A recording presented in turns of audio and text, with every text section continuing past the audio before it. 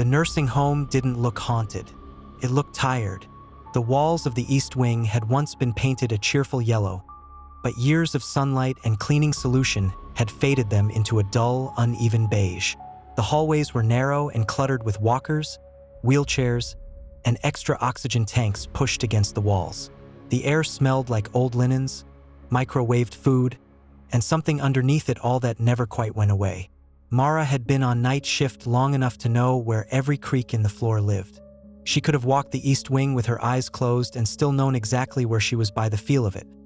The tiny dip in the linoleum near room 108, the sticky spot by the med-room door, the slightly colder patch of air outside 115 where the ventilation never seemed to work quite right. Her shift started at 11 p.m. Report was given in the cramped nurses' station at the center of the wing. The evening nurse, Karen, looked like she'd aged 5 years in one shift. Eyes sunken, hair frizzing out of her bun.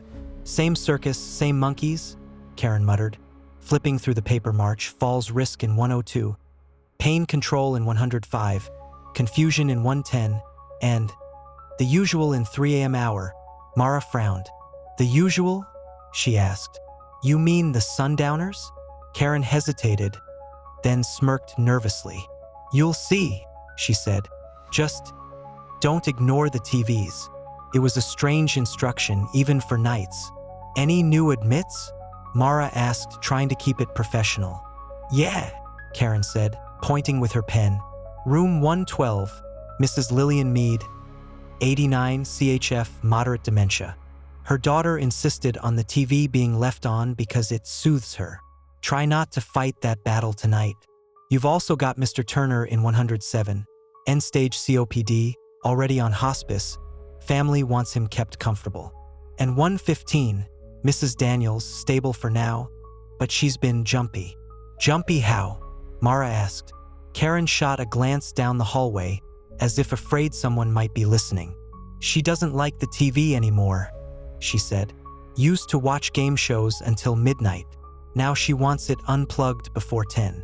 Says the other channel comes on around 3, and she doesn't want to see it." Mara was used to strange beliefs and habits from residents. Doors left cracked open so the souls can come and go. Pillows arranged in exact patterns. Prayers whispered before meds. But Karen's expression bothered her. "This is delirium stuff, right?" Mara asked. "Or misfiring remotes? Neighbors changing channels?" "Sure," Karen said quickly. "Let's go with that." By midnight, the building had settled into its fragile version of sleep. Soft snores drifted from some rooms, while TVs murmured quietly from others. A few residents were still awake, watching old black and white movies with the volume low. Night lights cast long, weak shadows down the hall. Mara moved from room to room with practiced efficiency. Med checks, incontinence rounds, repositioning, soft reassurances. Room 112, new admit, was half-lit by the glow of the TV mounted in the corner. Mrs. Mead lay on her side, eyes closed, the blanket pulled up to her chest. The television played an old sitcom rerun, laugh track turned way down. Her daughter had left a note taped to the wall near the door. "Please leave TV on low overnight. Helps her stay calm." Mara adjusted the volume down one more click, just enough that it was more light than sound. "Good night, Mrs. Mead," she whispered. No response, just the steady, dry rattle of an old woman's breathing. In room 115, things were different. Mrs. Daniels was wide awake, sitting upright in bed, remote clutched tightly in one hand. The TV was off, completely black. "You're still up?" Mara asked gently. "It's after midnight." Mrs. Daniels' eyes flicked to the blank screen and back. "I want it unplugged," she said. "Not just off, unplugged." Mara followed her gaze. "It's already off," she said. "Did something scare you on it?" Mrs. Daniels' fingers tightened around the remote. "It's never really off," she muttered. "Not after 2. You think it is, but that's when it starts flipping through on its own." Looking. A familiar unease crept up Mara's spine. "Looking for what?" she asked before she could stop herself. Mrs. Daniels' voice dropped to a whisper. "For who's next?" Mara swallowed. "The maintenance guys said the system's been glitchy," she said, trying to sound reassuring. "It's all connected to one central box somewhere. If someone in another room changes the channel, sometimes it shows their faces." Mrs. Daniels cut in. "Not the actors, not the show. Their faces on the screen, looking back. Only for a second. You see them, and then a day or two later, you see the housekeeping girl stripping that bed." She had that look, a mix of fear and certainty that Mara recognized from other residents who'd had just enough time to watch too many people go. "I'll unplug it," Mara said quietly. She stepped over to the outlet, pulled the cord from the wall with a soft crackle. The screen stayed black. Mrs. Daniels relaxed a fraction, her shoulders lowering. "Thank you," she breathed. "Don't let them plug it in again after I fall asleep." "I won't," Mara said. She closed the door most of the way behind her and checked the time on her watch.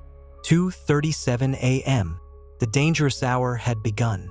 Any nurse who had done enough nights knew that there was something about the stretch between 2 and 4 a.m. that made bodies give up and minds unravel. Vitals crashed, confused residents tried to climb out of bed, and the rest of the world was too asleep to care. By 2:55, Mara was at the nurse's station finishing charting on her repositioning rounds. Down the corridor, multiple TVs glowed behind partially closed doors, blue and white flickers washing the walls with ghost light. The central wall clock ticked loudly in the quiet. 2:57, 2:58, 2:59. In room 112, the tone of the light shifted. The easy, warm flicker of the old sitcom suddenly turned colder, paler. The volume, previously near-muted, bumped up a notch on its own. From where she sat, Mara could see the changing light under the door. Her fingers froze over the keyboard. 3 a.m. From the nurse's station, Mara had a clear line of sight down most of the east wing. She could see slivers of changing TV light spilling out from under several doors. Room 104 flickered with some late-night crime drama. Room 109 glowed a soft blue from an old movie. Room 112, Mrs. Mead's room, had taken on a different kind of light altogether. It was too bright, too white, and too still. Mara stood up, instinct tugging at her. As she started down the hallway, one of the call lights pinged softly behind her. Then another, then a third, as if the building itself were trying to distract her.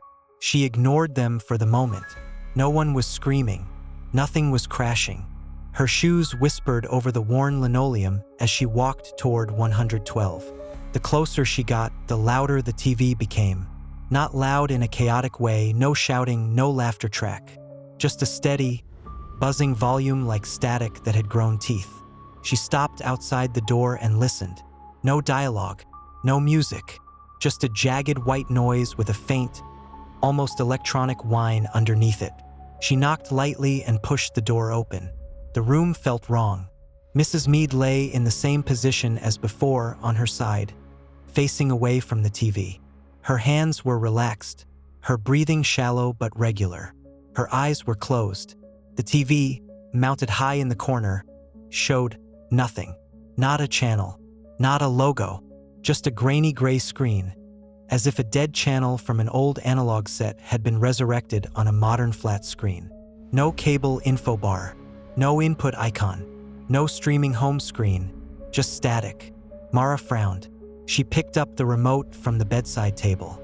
The rubber buttons were worn smooth from years of use. She hit the volume down. The on-screen volume bar appeared white over gray static, then faded, but the sound didn't actually change much. She pressed the channel down button. Nothing. Channel up. Nothing. The digital display in the upper corner that normally showed the channel number was blank. She tried the big power button. The screen went black for about 2 seconds. Then the static snapped back on by itself, brighter and closer than before, like it had taken a breath in the dark. Mara's hand tightened around the remote. "Okay," she muttered. "You're done for the night." She walked over to the wall and unplugged the TV at the outlet. This time, the screen went fully black and stayed that way. The room immediately felt looser, less compressed.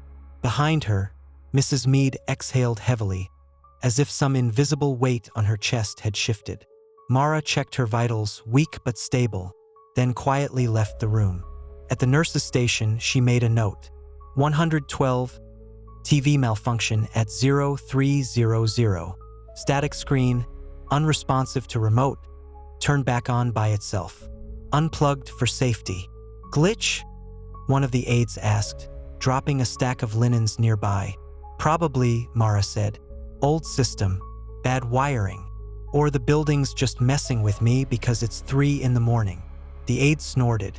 Could be worse, she said. At least it wasn't 115's TV. She'd say it was the death channel again.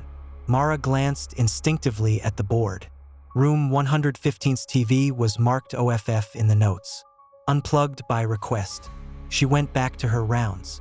By 3:25 a.m., most of the hall had settled again. The call lights that had pinged earlier had resolved into simple things.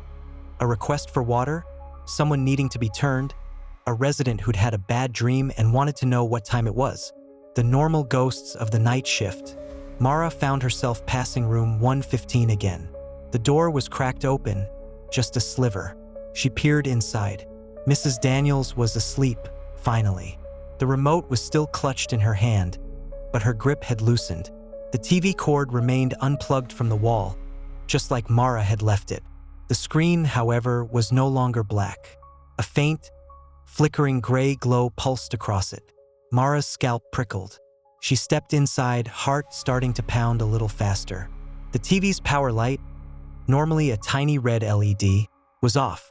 Yet the screen showed the same washed-out static she'd seen in 112, only quieter, softer, as if it were trying not to wake anyone.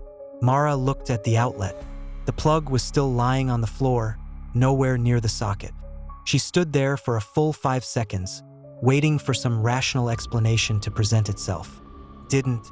She crossed the room in 2 long strides and hit the power button on the TV itself. No change. She held it down. Still nothing. On the bed, Mrs. Daniels stirred. "Don't let it choose me," she whispered, eyes still closed. Mara turned toward her. "I'm not going to let anything choose you," she said. "It's just a broken TV." But her voice didn't sound convincing even to her own ears. She unplugged the TV from its back panel completely, not just from the wall. The cord came out with a soft click. The screen, after a delay that felt longer than it probably was, finally faded to true black. This time, it stayed that way. She backed out of the room, pulling the door almost shut. At the nurse's station, she didn't even try to write that one up properly. 115 TV appears faulty. Unplugged from both outlet and back of unit. Resident prefers TV off overnight. The clock on the wall ticked past 3:33 a.m. Somewhere down the far end of the hall, a low electronic chime sounded. Not a call light, not the overhead page system, something else. Mara walked toward it, her steps slowing the closer she got. The sound was coming from a small, wall-mounted box near the fire door. It was the old internal TV distribution unit, the kind most facilities had forgotten they even had after everything went digital. A dusty little panel with a few indicator lights and a label that said internal channel feed in peeling letters. One yellow light blinked steadily. One red light had turned on that she'd never seen lit before. Beside it, barely legible under the grime, was a faded printed tag. H0 service/internal. As she stared at it, the red light turned off again. The hallway went quiet. Behind her, a thin, reedy voice drifted out from one of the rooms. "Turn it off," someone whimpered. "Please turn it off." Mara checked the room numbers as she passed. 108 snoring. 110 silence. 112, the door was open wider than she'd left it. The room was dim. The unplugged TV sat dark and dead in the corner. On the bed, Mrs. Mead's eyes were open, wide open, staring straight at the empty screen. "Mrs. Mead," Mara said quickly, crossing the room. "Can you hear me?" The old woman's lips moved. "They're back on," she whispered. Mara followed her gaze. The TV was off. The black plastic reflected only the room. The bed, the 4-pole, the soft spill of hallway light. "What are you seeing?" Mara asked. Mrs. Mead's pupils were huge, devouring almost all of the color in her irises. "Names," she said. like the old program guides. Rolling, rolling, rolling. She swallowed. Some of them are crossed out. Mara felt a chill crawl up her neck. What names? She asked. Mrs. Mead blinked, tears gathering at the corners of her eyes. People here, she said. I saw Turner. I saw Daniels. I saw my own. They're in little boxes like time slots. Maybe you're having a dream, Mara said softly, checking her pulse. It was fast but not frantic. You're safe. Your TV is off. No programs are playing. Mrs. Mead grabbed her wrist with surprising strength. It's not my TV, she hissed. It's theirs. Her eyes flicked toward the ceiling, toward the hidden maze of old wires and ducts that fed the building information it barely understood how to handle anymore. The channel doesn't care what you want to watch, she whispered. It only cares what it wants to show. Mara gently loosened her grip. I'm going to get you something for anxiety, she said. Help you relax. Don't let it choose me, Mrs. Mead begged, echoing Mrs. Daniels' earlier words almost exactly. Not yet. Not tonight. I'm not going to let a broken TV hurt you, Mara said, as she stepped out into the hallway. Though, she realized something that made her stomach twist. She could still hear static. Faint, distant, coming from somewhere along the wing. But every TV she had personally unplugged was now completely dark. The sound of static in a nursing home at 3 in the morning shouldn't have made sense. This wasn't an old tube TV building anymore. Most of the sets were flat screens the families had bought themselves, each one hooked into a digital cable box the size of a paperback. Static belonged to another era, but Mara could hear it. Not loud, not obvious. A thin, needling hiss under the hum of the ventilation and the soft beeping of a distant bed alarm. She followed it down the hall. The sound seemed to thicken near the middle of the wing, right around room 107. Mr. Turner's room. He was hospice, end-stage COPD, lungs whittled down to paper. He needed almost nothing at night except repositioning and occasional meds for air hunger. His chart was full of phrases like, comfort measures only, family aware of prognosis, focus on quality of remaining time. He wasn't supposed to be the center of anything supernatural. He was just supposed to be dying slowly. His door was mostly closed, pulled until the latch caught but not fully sealed. A thin strip of pale light cut across the floor. Mara pushed the door open with 2 fingers. The TV mounted opposite the bed was on. She knew for a fact it hadn't been, at least not when she'd last rounded. Mr. Turner rarely watched anything after midnight. The noise bothered his breathing. She always turned it off for him, sometimes at his request, sometimes because he fell asleep with the remote sliding out of his hand. Now, the screen showed that same grainy, too bright gray static. No channel number, no logo, no menu. The cable box below it sat dark, the green power light off. On the bed, Mr. Turner stared at the screen with wet, frightened eyes. His oxygen cannula hissed at his nose, the machine beside him humming steadily, but his chest rose and fell too fast for someone lying still. Mr. Turner, Mara said quietly, stepping inside. It's me, Mara. His gaze broke from the TV and dragged itself to her face. You hear it too? He wheezed. The snow. She nodded once. Yeah, she said. I hear it. His fingers clawed weakly at the sheet. It wasn't on, he whispered. I swear to you it wasn't on. I woke up and there it was. The list, the little boxes. Every hair on the back of her neck lifted. What list? She asked. He swallowed, struggling. The schedule, he said. Like back when I was a kid and we had those TV guides. Only wrong. How wrong? She asked, moving closer, checking his respiratory rate almost automatically. He lifted a shaking hand, pointing at the screen. Bed numbers, he rasped. Names, times, all written there. They roll by, and when they stop, that's who it wants. Mara looked at the TV. All she saw was static. No text, no boxes, just endless gray snow. Whose name did you see? She asked. He stared at her like she'd asked him if the sky was still up. Mine, he said. Mine and hers. Whose? Mara pressed. His eyes fluttered shut for a moment as if the effort of remembering was physically painful. "The new one," he said, "came in today. Short thing. White hair. Room 112. "Mrs. Mead," Mara said, heart dropping a few millimeters. He nodded minutely. "They put us on the same line," he whispered, "like a double feature." The static seemed to grow louder, even though the on-screen volume bar remained hidden. Mara stepped to the wall and hit the switch that powered the outlet. No change. She bent down and yanked the plug for the cable box. Still static. "Okay," she said under her breath. "I'm done playing." She moved to the back of the TV and unplugged the power cord itself, same as she'd done in 115. This time, the screen didn't go black immediately. For a fraction of a second, just before it dimmed, the static seemed to collapse inward, forming lines and boxes and blocks of shifting dark that almost became text. And in one of those ghostly boxes, dead center, she thought she saw 112 Mead L.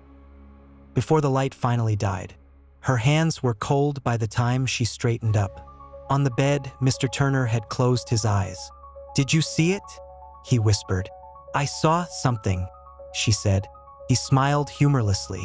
"They'll say it's just my CO2, he murmured. "Too much in the blood. Makes people see things, hear things. But I've been dying long enough to know the difference between my lungs failing and a schedule being made." His breathing hitched. "Tell her," he said, "the lady in 112. Tell her to turn her TV to the wall." Mara wanted to tell him that a piece of furniture couldn't change the time on anyone's heart. But the words wouldn't come. She checked his pulse, adjusted his oxygen slightly, documented his increased anxiety, offered morphine, which he refused with a small shake of the head. "I don't want to be too foggy when it comes," he said. "Feels like cheating if I don't at least see it." She left the room feeling like she ought to be writing more than the chart would ever accept. At 4:07 a.m., the bed alarm went off in 112. Mara hurried down the hall, heart thudding. She found Mrs. Mead half off the side of the bed, one leg dangling, hand stretched out toward the TV in the corner. The screen was still black, completely dead. "Whoa, whoa," Mara said softly, gently lifting the older woman back toward the center of the mattress. "You're going to fall like that." "They moved me," Mrs. Mead mumbled. "I didn't want this slot." "You're okay," Mara said, trying to soothe her. "You're still in your room. Same bed as before." "Not that," the old woman whispered. "On the screen. They moved me up. I wasn't supposed to be tonight." Mara checked her vitals. Pulse fast and thready, blood pressure lower than before, skin a little clammy. "Any pain?" she asked. "Chest? Head?" Mrs. Mead shook her head weakly. "Just tired," she breathed. "Tired and late." Her eyes fluttered shut. Mara called for a set of stat vitals, asked the aide to grab the portable pulse ox, and paged the on-call nurse practitioner. By the time anyone else got there, Mrs. Mead's heart rhythm had slid from something tenuous into something final. It wasn't a dramatic code. There was no crash cart, no pounding on the chest, no shouted orders. Her DNR had been signed weeks ago in another facility, and her daughter had made it clear. No CPR, no tubes, no heroics. It was, on paper, exactly the kind of death long-term staff told each other they preferred for their residents. Quiet, expected, not drawn out. But as Mara stood at the edge of the room and watched the life slip out of the old woman's face, all she could see was the half-remembered text on the not-quite-black screen. 112 Mead L later, when they zipped the body bag and wheeled her out through the side door reserved for that purpose. One of the aides leaned in and whispered, "Around 3, right? Figures." Mara turned. "What do you mean, figures?" she asked. The girl, maybe 19, with tired eyes and glitter on her nails, shrugged. "It's always the ones with the TV thing," she said vaguely. "Flickering, static, weird channel. I've been here 6 months. Every time someone goes quiet like that, somebody mentions the TV going funny in the days before." "You think that's normal?" Mara asked. The aide snorted. "This place eats old people for breakfast," she said. "The TVs are the least of it." She pushed the gurney away down the hall. At the nurse's station, Mara hovered over the computer for a long moment before entering the death note. Date, time of death. Who was present? Body released to morgue. Family notified. Nowhere to click. TV showed her name first. Day shift came in on a wave of coffee and hushed gossip. Who did we lose? 112. New lady. Oh, the sweet one with the TV on all night? Poor thing. Day staff grieved in a brisk, compartmentalized way. They had 1,000 tasks to do, families to call, admissions to prep. Their job was to keep the living moving forward, not to stare too long at the pattern in who died when.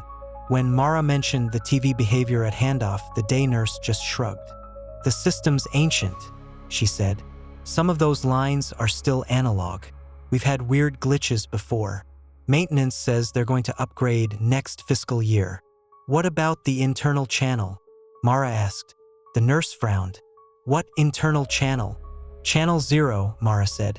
The one that doesn't have a logo. The one that just turns on. The other nurse laughed awkwardly. We don't have a channel 0, she said. It starts at 1. If the residents are finding static, it's just badly mapped inputs. Or they sat on the remote. Mara looked past her down the hall.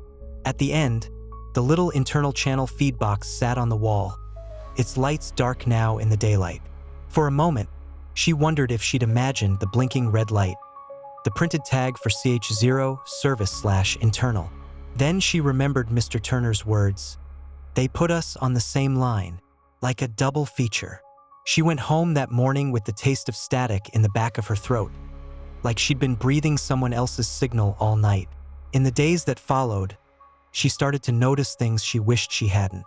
How often the phrase, "Her TV's been weird lately," showed up in casual staff conversation just before someone passed. How many rooms had their TVs unplugged from the wall but still stood facing the bed, black screens ready? How certain residents, the sharp, observant ones who watched everything, began to insist on their sets being turned toward the wall, as if refusing eye contact with something. And how, every time a death occurred between 3 and 5 a.m., there always seemed to be at least one staff member who said, almost as a joke, yeah, their channel was acting up earlier. Should have known. It wasn't evidence. It was just pattern. Pattern that no one wanted to write down.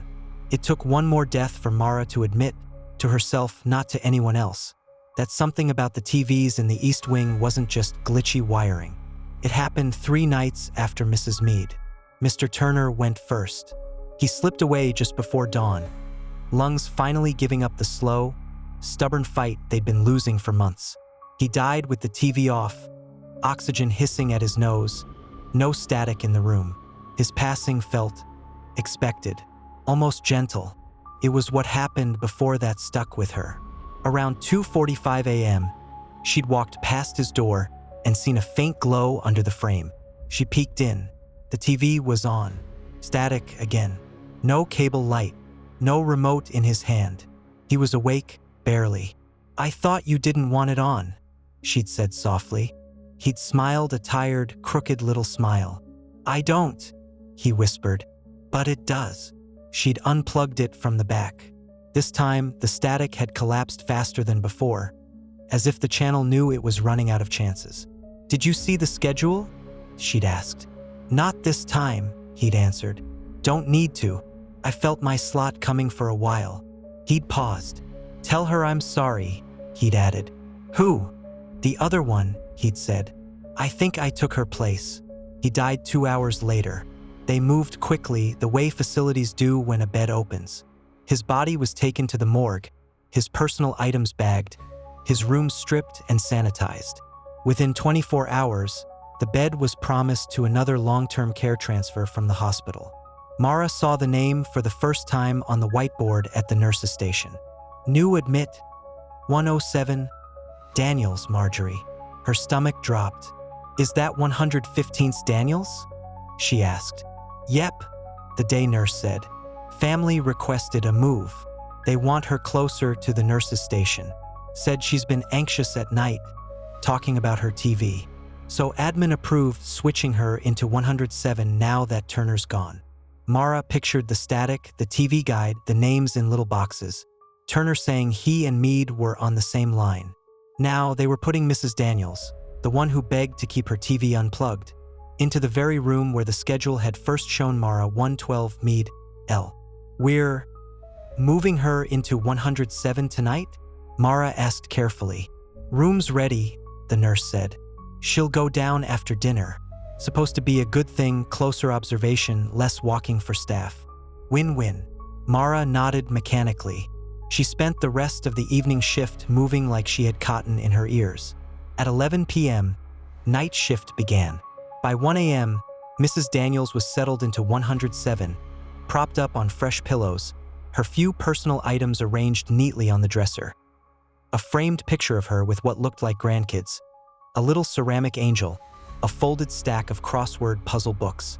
The TV was mounted in the same place it had been for Mr. Turner. Mara made sure the cord was unplugged from both the outlet and the back. "Happy?" she asked softly. Mrs. Daniels watched her with wary eyes. "For now," she said, "but it doesn't need wires to get in, you know? Whatever this is, it's not going to touch you," Mara replied. "Not if I can help it." Mrs. Daniels gave her a look that said she appreciated the effort, even if she didn't believe the promise. Between 2 and 3 a.m., the building settled into that quiet that wasn't really quiet. Somewhere, an old man coughed. A call light pinged and stuttered. Someone down the hall muttered in their sleep. Mara found herself standing in front of the internal channel feed box again. This tiny green light burned steadily. The yellow light flickered occasionally. The red light, the one marked CH0 service/internal, was off. She stared at it like she could will it to stay that way. Her pocket vibrated. A text from one of the aides. 115 asking for you. Says her ears are ringing. Mara turned around, heading back down the hall. As she passed 107, something made her stop. The door was closed. That wasn't unusual. The staff closed doors all the time for noise, privacy, drafts. But Mara distinctly remembered leaving it cracked. She put her hand on the handle and listened. For a moment, she heard nothing. Then, faintly, a sound like a distant ocean. Static. She pushed the door open. The TV screen glowed softly on the wall above the foot of the bed. It wasn't blaring. It wasn't full strength. It was a low, pulsing gray light, like a heartbeat of interference. The power cord still hung loose from the back of the unit, disconnected. The outlet was empty. Mrs. Daniels was sitting upright, eyes fixed on the TV, mouth slightly open. On the screen, for the first time, Mara saw it clearly.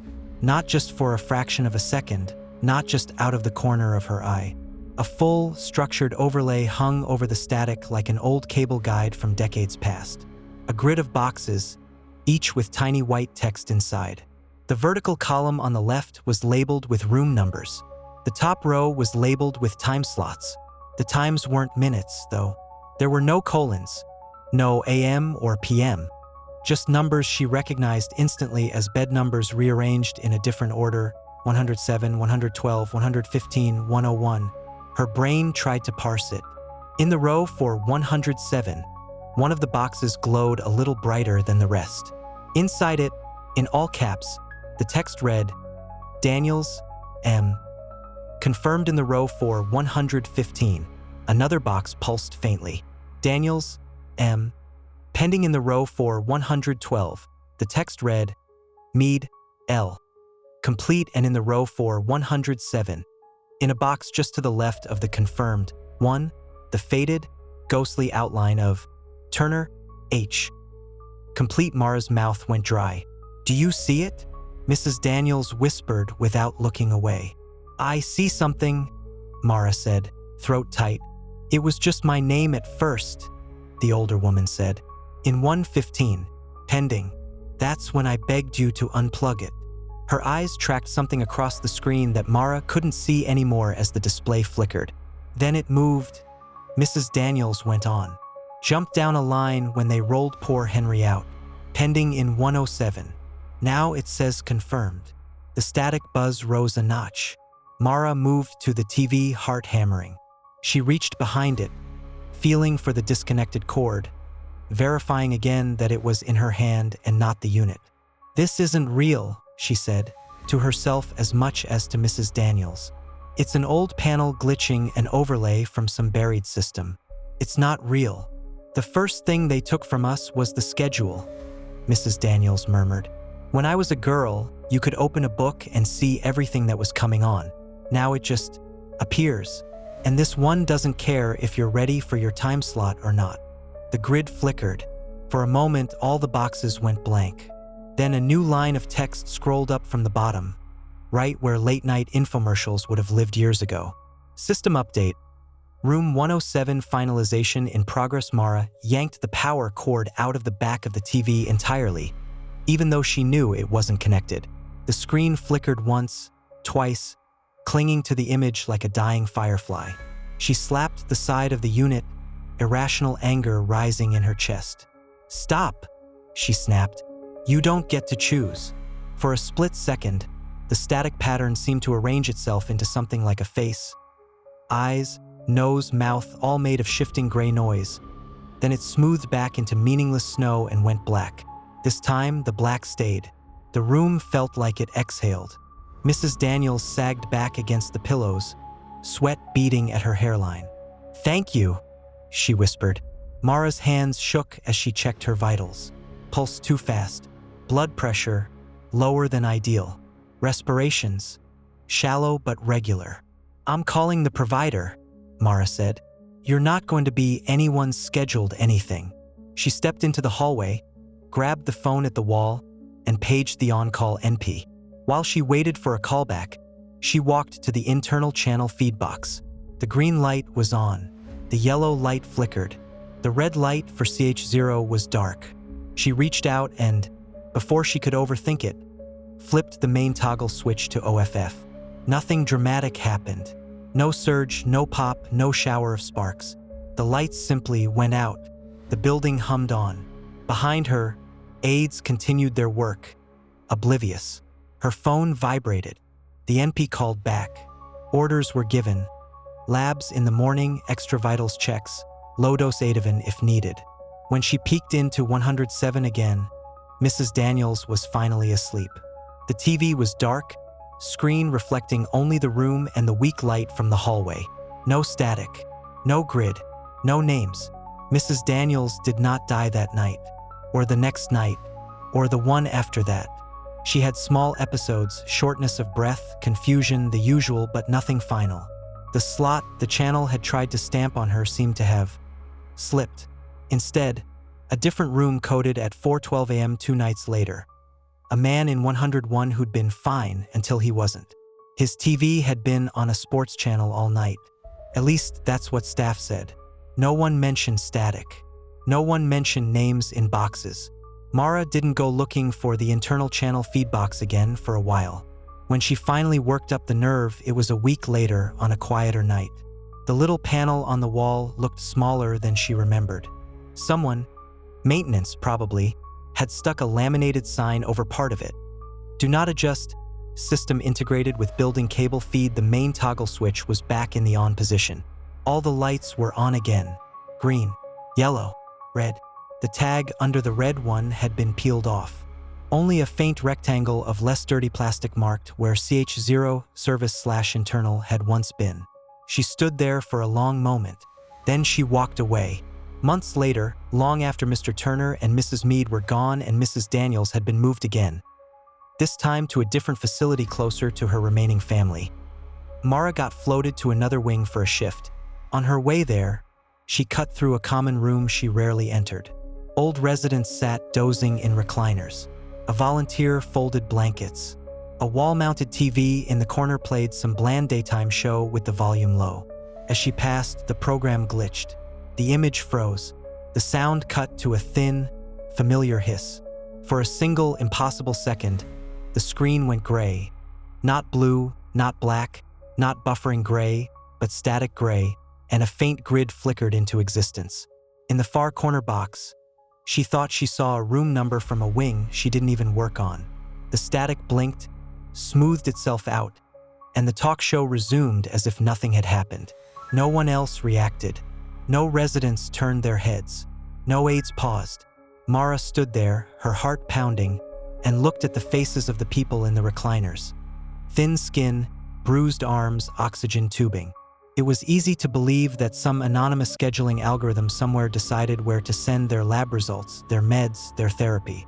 It was harder, not impossible, just harder, to believe that nothing at all had noticed which ones were most likely not to wake up after 3 a.m. When she went back to the East Wing that next week, she made a quiet habit that none of her charting reflected. Around 2:45 a.m., she'd walk the hall a little slower than usual. She'd glance at the slits of TV light under doors. She'd turn off sets that residents had dozed off watching, and if anyone had ever whispered about weird channels in that room, she'd unplug the power cord from the back, just in case. The other nurses teased her. "Scared of a little static now?" they joked. She'd smile, play along. But every time she reached up to pull a plug and felt that tiny arc of electricity jump between her fingers and the plastic, she'd think of the grid, the boxes, the word confirmed. And somewhere between hanging meds and answering call lights, she found herself doing something she never imagined she would do on a night shift in a tired old nursing home.